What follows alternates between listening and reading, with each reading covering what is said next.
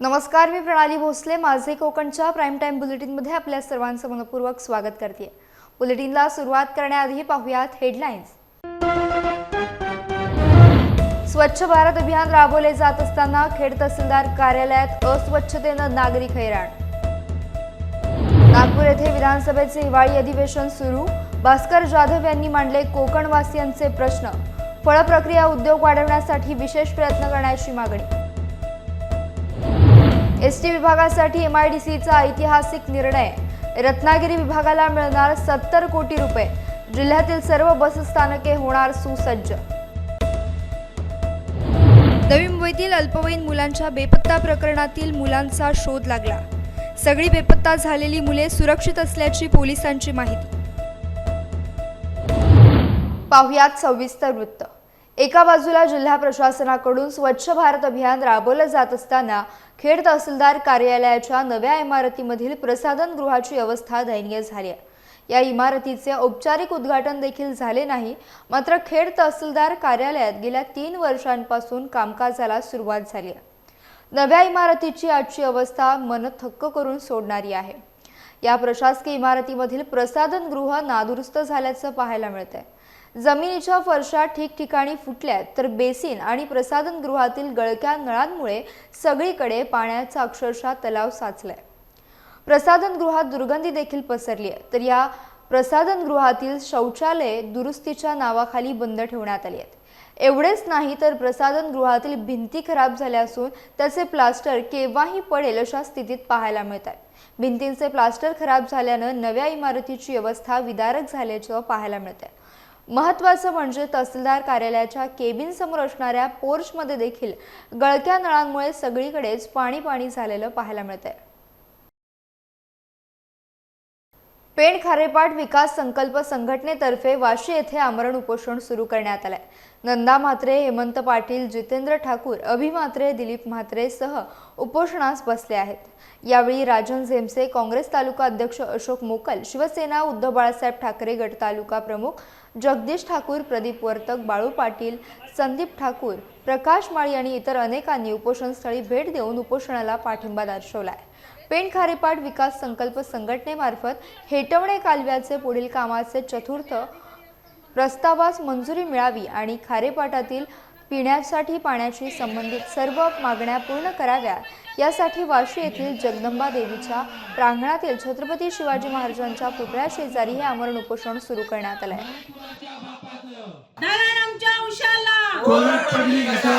आमचा लढा कशासाठी? कोण म्हणतात देणार नाही?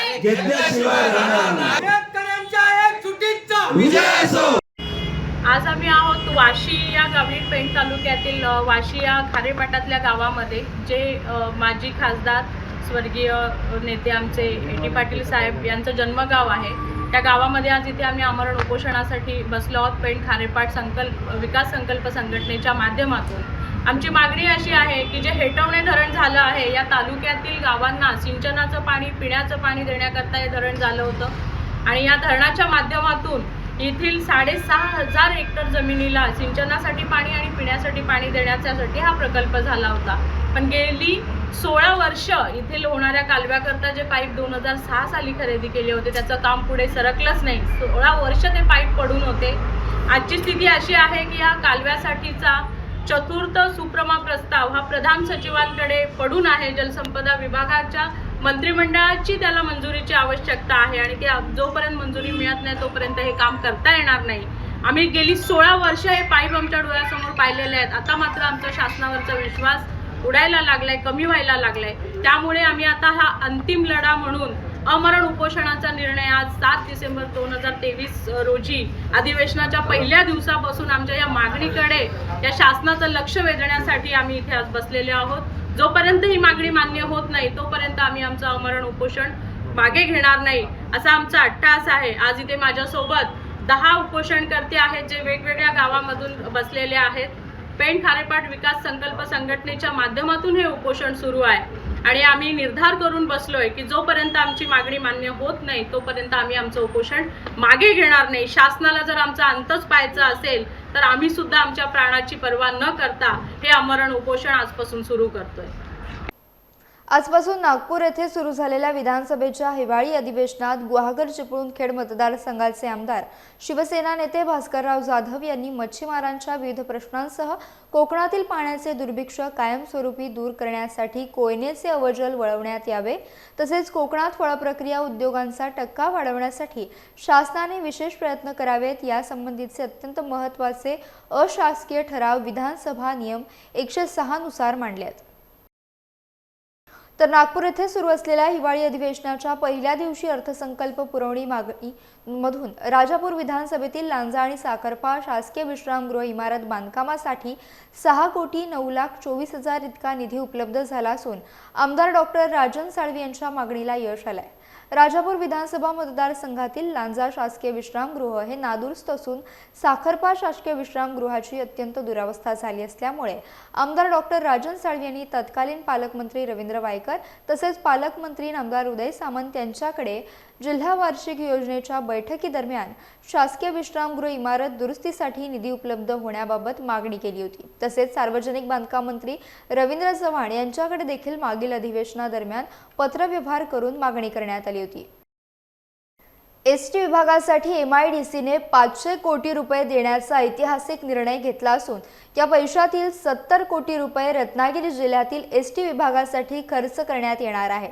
यातून जिल्ह्यातील सर्व बस स्थानके सुसज्ज होतील अशी माहिती रत्नागिरी येथील पत्रकार परिषदेतून उद्योग मंत्री तथा पालकमंत्री आमदार उदय सामंत यांनी दिली आहे। एसटी विभागासाठी MIDCनं 500 कोटी रुपये देण्याचा ऐतिहासिक निर्णय घेतलेला आहे। त्या पैशातनं 17 कोटी रुपये नाही, या जिल्ह्यासाठी 70 कोटी रुपये आपण खर्च करतोय आणि आपल्या प्रत्येक जिल्ह्यातलं वर्कशॉप असेल, विश्रामगृह असेल, रत्नागिरीचं रहाटाघर असेल, पालीचं असेल, जाकादेवीचं असेल, रत्नागिरीचं मोठं एसटी स्टँड असेल, गुहागर असेल, देवरुख असेल, सगळी एसटी स्टँड आपण चकाचक करतोय। त्याला 70 कोटी रुपये आम्ही दिलेले आहेत। ग्रामपंचायतीच्या 2300 निवडणुकांची जर गोळाबेरीज केली तर आम्ही निवडणुकीला घाबरत नाही। ग्रामीण भागातील ग्रामपंचायतमध्ये जे पराभूत झाले त्यांनी आत्मचिंतन करावं असा टोला पालकमंत्री उदय सामंत यांनी रत्नागिरी येथे बोलताना पत्रकार परिषदेतून विरोधी पक्षाला लगावलाय। याबद्दल मला काहीच बोलायचं नाही, हा सुप्रीम कोर्टाचा अवमान आहे। या सगळ्याबद्दलचं एक OBC बाबतचं पिटिशन हे सुप्रीम कोर्टामध्ये सुरू आहे आणि कदाचित काही लोकांना इकडे मराठा समाजाला संभ्रमामध्ये ठेवायचं, इकडे OBC समाजाला संभ्रमामध्ये ठेवायचं। इथे OBCचं आरक्षण नसताना निवडणुका मागायच्या, मराठ्यांचं आरक्षण नसताना निवडणुका मागायच्या, हे दोन्ही समाजाच्या लोकांनी लक्षात घेतलं पाहिजे। आम्ही जे थांबलेलो आहोत हे सुप्रीम कोर्टाच्या पिटिशनमुळे थांबलेलो आहोत। ग्रामपंचायतीसाठी कुठं आम्ही गेलो ना सामोरं, ग्रामपंचायतीला 2 नंबरचे 7 नंबरला गेले, हे पण आत्मचिंतन केलं पाहिजे ना। ग्रामपंचायतीच्या ज्या 2300 निवडणुका झाल्या त्याच्यामध्ये सगळी गोळाबेरीज जर केली, सगळी गोळाबेरीज, तर महायुती 1700 पर्यंत जातं आणि बाकीची आकडेवारी बघा। त्याच्यामुळे मला असं वाटतं की निवडणुकीला कोणी घाबरत नाही, निवडणुकीला कधीही सामोरं जायला आम्ही तयार आहोत। परंतु महत्त्वाचा मुद्दा आहे की जे ग्रामीण भागातल्या ग्रामपंचायतीमध्ये पराभव झाले त्याचं देखील काही लोकांनी आत्मचिंतन करावं। रत्नागिरीतील संसारे उद्यानात काही दिवसांपूर्वी पोलिसांनी धाड टाकली होती। यावेळी रात्री 10 नंतर उद्यानात असणाऱ्या काही मुले आणि मुलींना पोलिसांनी ताब्यात घेतलं आणि समजूत देऊन त्यांना सोडण्यात आलं। अशा प्रकारे रोजच पोलीस पेट्रोलिंग करणार असल्याची माहिती उद्योगमंत्री आणि जिल्ह्याचे पालकमंत्री आमदार उदय सामंत यांनी दिली आहे। तर पालकांनी आपल्या मुलांकडे लक्ष देण्याचं आवाहन देखील त्यांनी केलंय। मला जर असं वाटतं की या 8-10 दिवसामध्ये आपण जर बघितलं असेल तर दर रात्री 10 वाजल्यानंतर फ्लाइंग स्क्वॉड येऊन ज्या ज्या ठिकाणी कारवाया होतात तिथं मग काही ठिकाणी अशा पण तक्रारी आलेल्या आहेत की आम्हाला त्रास होतो, पोलिसांचा भोंगा वाजतो, पोलीस काहीतरी बोलतात। आता एकीकडे आपल्याला जर हे करायचं असेल तर पोलिसांना कारवाई देखील करायला दिली पाहिजे। परवा रात्री संसारे उद्यान जे आहे तिथं देखील पोलिसांनी रेड टाकली। आता तिथल्या मुलांची करिअर बात करायची का, याच्यापेक्षा पोलीस स्टेशनला नेऊन त्यांना समज देऊन त्यांच्या पालकांना सांगून सगळ्या गोष्टी सुरू झालेल्या आहेत। पण या बगीचाच्या इथं उद्यानावर आताच इथं धाड पडणार आहे, हे आता सांगून उपयोगाचं नाही। पोलीस अतिशय चांगल्या पद्धतीने कारवाई करतात। शुक्रवारपासून सुरू होणाऱ्या महापालिका भरती परीक्षांसाठी पनवेल महापालिकेने परिपूर्ण नियोजन केलंय। 2023ची भरती प्रक्रिया उद्यापासून सुरू होत असून 55,000 विद्यार्थी उद्या त्यांचं नशीब आजमावणार आहेत। त्यासाठी पनवेल पालिकेने PCS या कंपनीची निवड केली असून 21 जिल्ह्यांमध्ये 57 केंद्रांवर ही 4 दिवस परीक्षा होणार आहे। प्रत्येक केंद्रावर पोलीस बंदोबस्त असणार आहे, तसेच सर्व प्रक्रिया पारदर्शकपणे केली जाणार आहे। सर्व नागरिकांना, विद्यार्थ्यांना आव्हान आहे की कोणी आमिष दाखवण्याचा प्रयत्न केला तर ताबडतोब जवळच्या पोलीस ठाण्यात कळवा। 377 एकूण पदांच्या भरतीसाठी 400 ते 450 कर्मचाऱ्यांचा स्टाफ यावेळी नियुक्त करण्यात आला आहे। परीक्षेची 2023 मधली भरती प्रक्रिया उद्यापासून सुरू होत आहे। यासाठी 55,000 उमेदवारांनी त्यांचे अर्ज अंतिमरित्या सादर केले आहेत। या 55,000 विद्यार्थी उद्या त्यांचं नशीब आजमावतील। यासाठी पनवेल महानगरपालिकेने TCS या कंपनीची निवड केली आहे। TCS मार्फत 21 जिल्ह्यांमध्ये 57 केंद्रांवर ही परीक्षा होणार आहे। या 57 केंद्रांवर महापालिकेने राज्य शासनाच्या मदतीने राजपत्रित अधिकारी 57, केंद्रप्रमुख म्हणून TCSने निवडलेले 57, 21 जिल्ह्यासाठी जिल्हा प्रमुख असे 21, त्याचबरोबर विभाग न्याय एक प्रत्येक विभागाला असे 6 आणि माननीय पोलीस महासंचालक महोदयांनी प्रत्येक केंद्रावर बंदोबस्त देण्याचे निर्देश दिले आहेत। त्याप्रमाणे 2 लेडीज आणि 2 जेंट्स पोलीस अशा प्रकारचे 228 पोलीस यंत्रणा, सर्वसाधारणपणे 377 एकूण पदांच्या भरतीसाठी 400 ते 450 कर्मचाऱ्यांची लवाजमा अशा प्रकारची मोठ्या प्रमाणावर स्टाफ नियुक्त करण्यात आला असून सर्व प्रक्रिया अत्यंत पारदर्शकरित्या कशी पार पाडली जाईल याची खबरदारी प्रशासनाने घेतलेली आहे। रत्नागिरी तालुक्यातील आंबेशेत गावातील आदर्श मुक्ताई ग्रामसंघ आंबेशेतच्या महिलांनी आदर्श मुक्ताई ग्रामसंघ आणि अंगणवाडीची RCC इमारत बांधकामासंदर्भात भेट घेऊन काम करण्याची विनंती किरण सामंत यांना केली आहे। आंबेशेतच्या महिलांनी एकत्र येत किरण सामंत यांची भेट घेऊन खासदारकीला आमचा पूर्ण पाठिंबा असेल असं सांगितलंय। अंगणवाडी बांधकाम हे गरजेचे असून येथील लहान मुलांची गैरसोय दूर होणार आहे, त्यासाठी किरण सामंत यांनी त्या महिला वर्गाला शब्द दिलाय।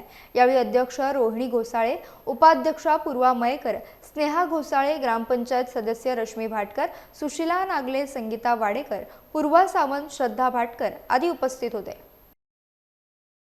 नवी मुंबईतील कोपरखैरणे पोलीस ठाण्याच्या हद्दीमध्ये एक धक्कादायक घटना घडली। लग्नास नकार दिला म्हणून 5 महिन्यांच्या गरोदर अल्पवयीन मुलीनं टोकाचं पाऊल उचलून स्वतःला गळफास लावून आत्महत्या केल्याची घटना घडली। या संदर्भात तिला आत्महत्येस प्रवृत्त केल्याप्रकरणी तसेच तिच्यासोबत शारीरिक संबंध प्रस्थापित करून तिला 5 महिन्यांची गरोदर केल्याप्रकरणी तसेच घरातल्या व्यक्तींना याबाबत माहिती होताच तिने टोकाचे पाऊल उचलले। त्या अल्पवयीन मुलीच्या वडिलांनी पोलिसांना दिलेल्या प्राथमिक माहितीनुसार संशयित आरोपी निखिल खंडागळे याने आपल्या अल्पवयीन मुलीला प्रेमाच्या जाळ्यात ओढून तिच्याशी शारीरिक संबंध प्रस्थापित करून नंतर लग्नास नकार दिल्यामुळे आपल्या मुलीने टोकाचं पाऊल उचलून जीवन संपवलं असल्याची तक्रार या अल्पवयीन मुलीच्या वडिलांनी दिली आहे। याबाबत कोपरखैरणे पोलीस ठाण्यामध्ये संशयित आरोपी निखिल खंडागळे याच्या विरोधात बालकांचे लैंगिक शोषण, अत्याचारापासून संरक्षण म्हणजेच पोस्को तसेच बलात्काराचा गुन्हा दाखल करण्यात आलाय।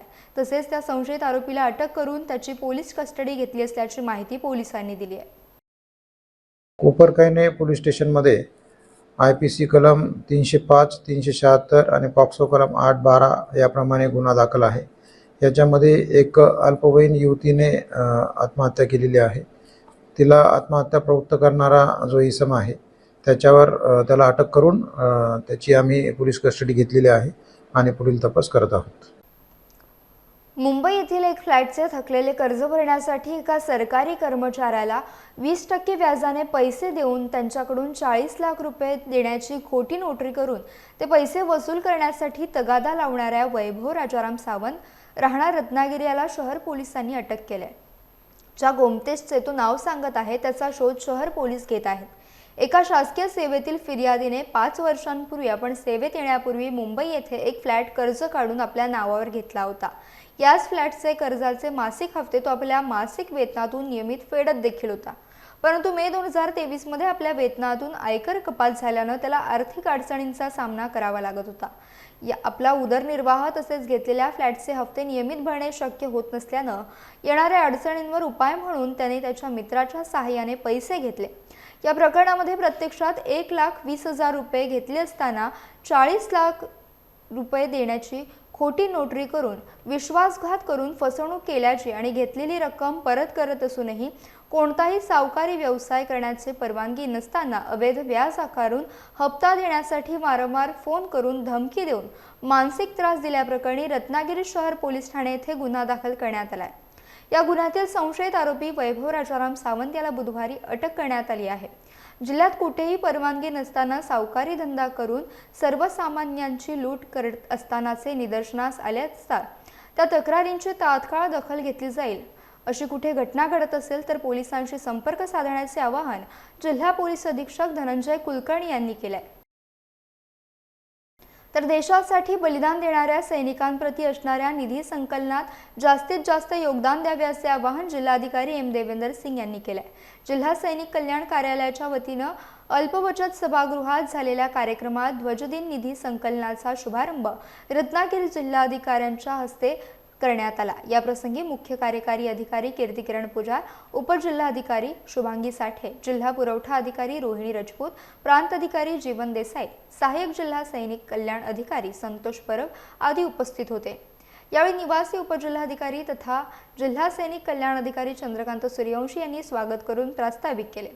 सन 2023 साठी आपल्या जिल्ह्यानं आतापर्यंत 86% निधी संकलनाचे उद्दिष्ट पूर्ण केले असल्याची माहिती देखील त्यांनी यावेळी दिली। तर मागील वर्षाप्रमाणे यंदाही 61,18,000 रुपयांचे उद्दिष्ट आपण सर्वजण मिळून पूर्ण करू असे आवाहन चंद्रकांत सूर्यवंशी यांनी केले आहे। सैनिकांप्रमाणे आपल्या सर्वांच्या जीवनात शिस्त पालन असणे आवश्यक आहे। तसेच 86% उद्दिष्ट पूर्ण केल्याचा आनंद असला तरी सर्वांनी निधी संकलनास आपले योगदान देऊन 100% उद्दिष्ट पूर्ण करून जिल्ह्यात अग्रेसर ठेवा। देशासाठी बलिदान देणाऱ्या सैनिकांप्रती त्यांच्या कुटुंबाप्रती निधी देऊन आपण आपले कर्तव्य बजावले पाहिजे असं आवाहन जिल्हाधिकारी एम देवेंद्र सिंग यांनी केले। काही महत्त्वाचे मुद्दे आहेत जे मला वाटते की इथे सांगायला पाहिजे। इथे विद्यार्थी आहे, इथे आपले कर्मचारी आहे, इथे माजी सैनिक उपस्थित आहे, सर्व जे वरिष्ठ अधिकारी आहेत उपस्थित आहेत। मला असं वाटते की आपले आर्मी असू द्या, नेव्ही आहे, एअरफोर्स आहे, त्याच्या मार्फत आपण सर्वांनी काही गोष्टी आहेत जे आपण आपले दैनंदिन जीवनमध्ये आपण ते रिपीट करायला पाहिजे। बिकॉज म्हणजे आपण काही देशाचा इतिहास बघितला ते त्याकडे कंपल्सरी आहे, म्हणजे आर्मीचे जे डिसिप्लिन आहे ते कंपल्सरी आहे। आणि आपल्या देशामध्ये सुद्धा मला असं वाटतं की आज आपण जे बघितलं देशामध्ये तो त्या डिसिप्लिन आपल्या देशामध्ये कंपल्सरी राहायला पाहिजे असं मला वाटते। माजी सैनिक किंवा माजी सैनिकांच्या पत्नी असा जर एकंदरीत परिवार पाहिला आपण आपल्या जिल्ह्यातला तर आपल्या जिल्ह्यामध्ये एकूण 7,709 सैनिक किंवा त्यांचे अवलंबित्व आहे। आणि हे एकूण माजी सैनिकाच्या लोकसंख्येच्या टक्केवारीत काढलं तर 3.45% माजी सैनिक हे आपल्या जिल्ह्यामध्ये आहेत। याच्यामध्ये सर्वसाधारणपणे असा समज असतो की निवृत्त झालेल्या प्रत्येक माजी सैनिकाला किंवा त्याच्या कुटुंबाला पेन्शन मिळते, परंतु आपल्या इथं अद्यापही 425 माजी सैनिक व 844 विधवा पत्नी आहेत ज्यांना पेन्शन मिळत नाही। या सर्व वर्गांना आपण या निधीच्या माध्यमातून जो निधी संकलित करतो त्या माध्यमातून आपण त्यांना मदत उपलब्ध करून देण्याचा प्रयत्न करतो। नवी मुंबईत 24 तासांमध्ये 8 अल्पवयीन मुले बेपत्ता झाल्याची घटना घडली होती। नवी मुंबई पोलिसांच्या हद्दीत 4 डिसेंबर रोजी 24 तासात एकूण 6 मुले बेपत्ता झाल्याची माहिती समोर आली होती। 12 ते 15 वयोगटातील मुलांच्या अपहरणाचे गुन्हे त्यांच्या पालकांच्या तक्रारीनुसार कामोटे, कोपरखैरणे, पनवेल शहर, रबाळे आणि कलंबोळी पोलीस ठाण्यात सोमवारी नोंदवण्यात आले होते। अशा विविध पोलीस स्टेशनमध्ये किडनॅपिंगचे गुन्हे दाखल झालेले बेपत्ता झालेल्या सगळ्या मुलांचा शोध नवी मुंबई पोलिसांनी लावला आणि ती सगळी मुले सुखरूप असल्याचं नवी मुंबई पोलिसांनी सांगितलं असून नागरिकांनी अफवावर विश्वास ठेवू नये असं आवाहन देखील नवी मुंबई पोलिसांनी केलंय। 4 तारखेला नवी मुंबई पोलीस आयुक्तालयामध्ये 363 कलमान्वये 7 गुन्हे दाखल झाल्याचा मेसेज सोशल मीडियावरनं व्हायरल होत होता। याच्यामुळे नागरिक फार घाबरून गेलेले होते, परंतु याच्यामधल्या फॅक्ट्स अशा आहेत की यापैकी 6 मुले ही मिळून आलेली आहेत आणि आपल्या AHTU शाखेने आणि पोलीस स्टेशनच्या टीम्सनी या जी अल्पवयीन मुलं किंवा मुली आहेत यात मिसिंग झालेले आणि त्याच्यामध्ये गुन्हा दाखल झालेला ही सगळी मिळून आलेली आहेत. आणि एक जे राहिलेला गुन्हा आहे पनवेल शहर पोलीस स्टेशनचा, त्याच्याबद्दलही पुढच्या तपासाच्या लिंक्स आपल्याला मिळालेल्या आहेत आणि त्याच्याबद्दलही तात्काळ आपल्याला लवकरात लवकर तो डिटेक्ट होईल. परंतु याच्यामध्ये नागरिकांनी घाबरून न जाता हे लक्षात घेणं गरजेचं आहे याच्यामध्ये की 363 दाखल झाला म्हणजे पिक्चरमध्ये वगैरे बघतो आपण तशा प्रकारची किडनॅपिंग ही झालेली नाही आहे या 7 गुन्ह्यांमध्ये पर्टिक्युलरली. तर ती लहान मुलं, अल्पवयीन मुलांचे मिसिंग असल्यामुळे किंवा ते विविध कारणांमुळे घरातून निघून गेल्यामुळे त्या 363 नुसार गुन्हा दाखल करावा असे आदेश आहेत कायदेशीर. त्यामुळे आपण 363 दाखल करतो. त्यामुळे हे किडनॅपिंग ॲज सच जसे आपल्याला पिक्चरमध्ये, मूव्हीजमध्ये दाखवलं जातं त्या प्रकारचे हे किडनॅपिंग नाही आहेत. त्यामुळे नागरिकांनी कृपया घाबरून जाऊ नये. यामध्ये 30 नोव्हेंबर 2023 अखेर आपल्याकडे नवी मुंबई कमिशनरेटमध्ये 1 जानेवारी 2023 ते 30 नोव्हेंबर 2023 मध्ये 363चे एकूण 371 गुन्हे दाखल झालेले आहेत आणि त्यापैकी 326 गुन्हे आपण उघडकीस आणलेले आहेत. म्हणजे 88% उघडकीस येण्याचं प्रमाण या गुन्ह्यांचं आहे. आणि हे रिसेंटचे जे 45 गुन्हे आहेत त्याचे तपास सुरू आहे. त्यामुळे नागरिकांनी कुठेही घाबरून जाण्याचं याच्यामध्ये कारण नाही. 8व्याचं पनवेल शहरचं जे बाकी आहे त्याच्यात संशयित मुलगा जो आहे ज्याच्यासोबत ती अल्पवयीन मुलगी गेलेली आहे त्याचा नंबर आपल्याला मिळालेला आहे. यापूर्वीही त्याच्यासोबत ती गेली होती आणि त्याबाबत तपास सुरू आहे.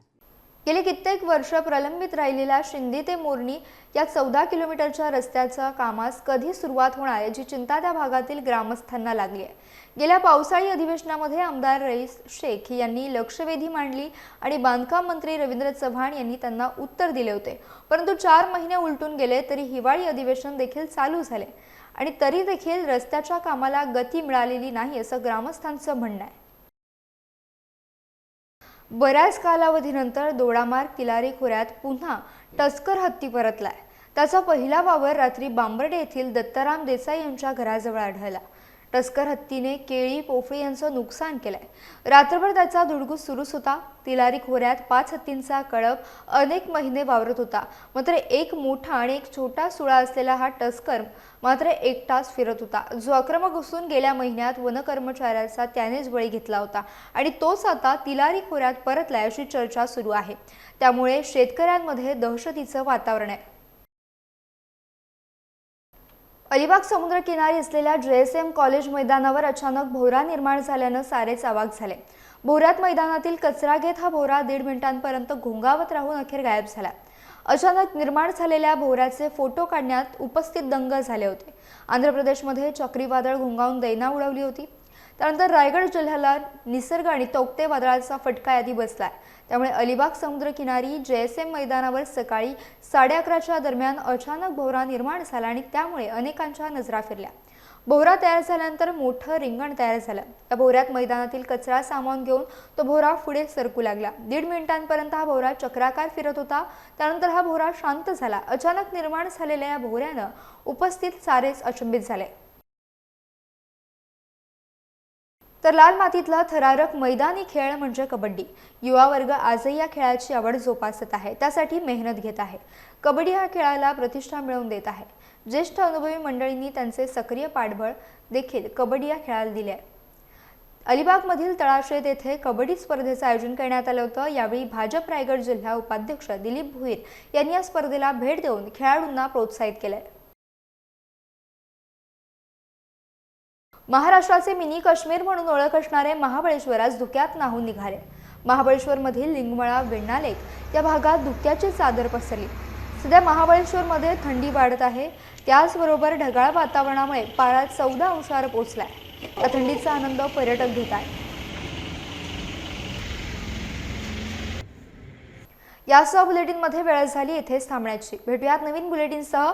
तोपर्यंत तुम्ही कुठेही जाऊ नका. पाहत रहा फक्त माझे कोकण.